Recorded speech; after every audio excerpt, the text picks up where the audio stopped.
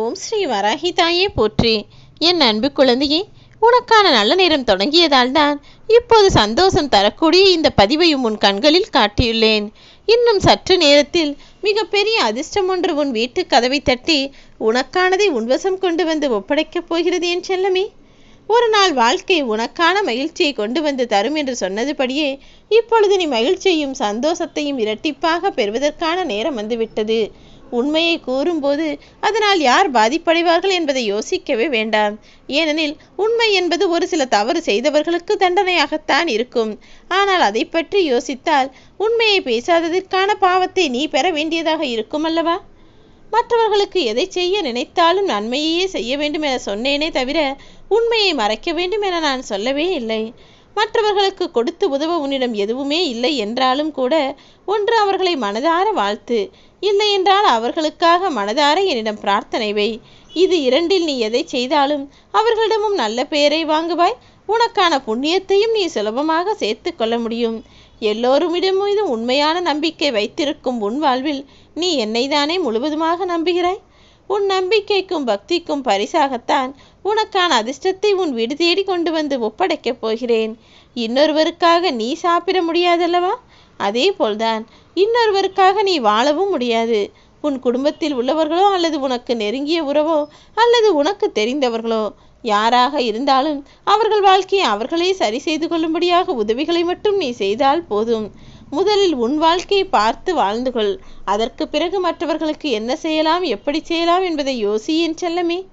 1000 கஷ்டங்கள் உன் வாழ்வில் இருந்தாலும் உன் முயற்சியின் மூலமாக அத்தனை கஷ்டங்களையும் நான் துரத்தி அடித்து அந்த அழகான வானத்தை உன் வாழ்க்கை போல நான் மாற்றி அமைப்பேன்.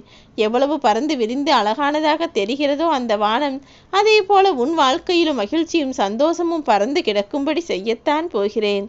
கோடி கற்களுக்கு மத்தியில் ஒரு வைரக்கல் வைத்தாலுமே கூட அது தனியாக பிரகாசமாக ஜொலிக்கும் அல்லவா? அப்படி கோடி கோடியாய் மக்கள் நிறைந்திருக்கக்கூடிய இந்த உலகில் என் அன்பு பிள்ளையான உன்னைத்தான் வைரம் போல ஜொலிக்க வைக்கப் போகிறேன். என்னை நம்பி வணங்கியதின் பலனை இப்போது நான் உனக்கு கொடுக்கப் போகிறேன் என் செல்லமே. உன் பின்னால் இருக்கக்கூடியவர்களும் உன் அருகிலேயே இருக்கக்கூடியவர்கள் எல்லாருக்கும் உன்னை பிடிக்கும் என தவறாக நினைக்காதே. அதில் எத்தனையோ பேர் உன் முதுகில் குத்தத்தான் போகிறார்கள் என்பதை இப்பொழுது நீ புரிந்து கொள்ள மாட்டாய். வெகு விரைவில் துரோகம் செய்தவர்களையும் தவறிழைத்தவர்களையும் அதற்கான காரணங்களையும் நீ கண்டு காணத்தான் போகிறாய் என் செல்லமே. துரோகம் இருப்பவர்களிடம் கோபம் இருக்காது. அவர்கள் எல்லோரையும் துரோகம் செய்யக்கூடிய விஷயத்திலும் ஏமாற்றம் செய்யக்கூடிய வகையிலும் நரி மாதிரி யோசித்து கொண்டு சிரித்த முகமாகவே இருப்பார்கள். ஆனால் கோபம் இருக்கக்கூடிய நல்ல மனிதர்களிடமும் அப்பாவி குணம் கொண்ட நல்ல மனிதர்களிடமும் ஒருபோதும் துரோகம் வராது. அப்படித்தானே என் அப்பாவி பிள்ளையான நீ எல்லாராலும் ஏமாற்றப்பட்டாலும் கூட யாரையும் ஏமாற்றும் என்னவோ துரோகம் செய்யும் எண்ணமோ உனக்குள் வந்ததே கிடையாது. நான் சொல்வதை சரியாக யோசித்துப்பார். அப்படிப்பட்ட பல நல்ல குணங்களோடு இருக்கும் உன் வாழ்வில் எல்லா சாந்தியையும் சமாதானத்தையும் நல்ல விஷயங்களையும் நான் நடத்தி கொடுக்கப் போகிறேன்.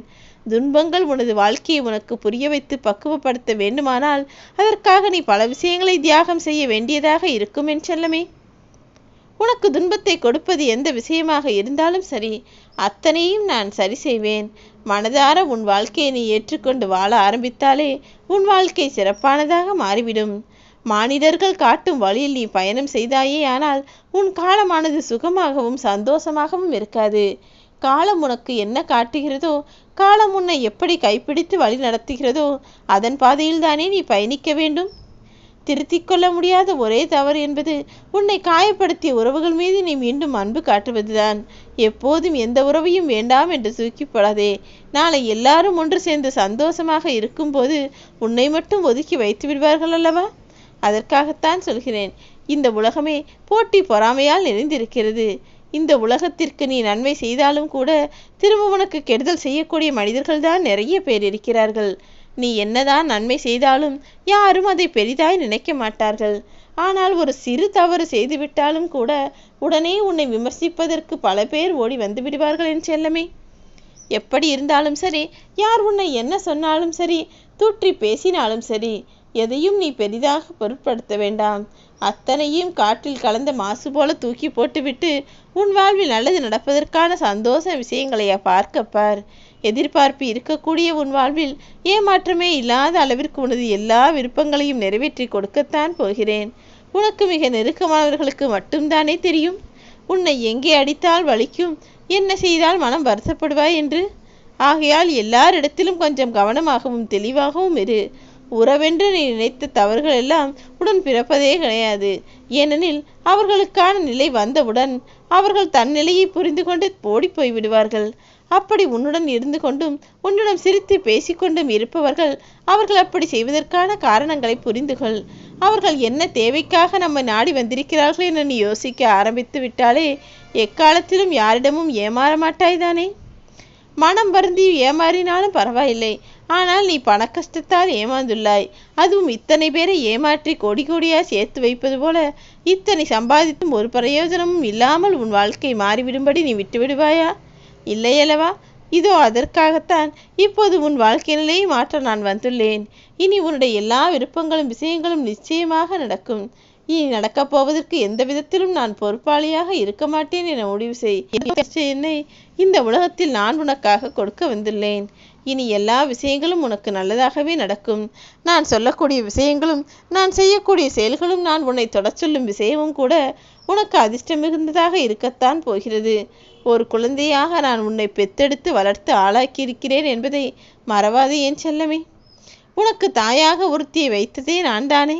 அவர்களே கஷ்டப்படும் போது அந்த தாயையும் உருவாக்கிய நான் எப்படி வருத்தப்படுவேன் என்பதை யோசி. உனக்கான விஷயங்களையெல்லாம் ஒவ்வொன்றாக பார்த்து பார்த்து செய்து கொண்டிருக்கிறேன். எந்த சமயத்திலும் உன் வாழ்வில் தவறு நிகழ்ந்துவிடக் கூடாது என்பதில் நான் தெளிவாக இருக்கிறேன் செல்லவே.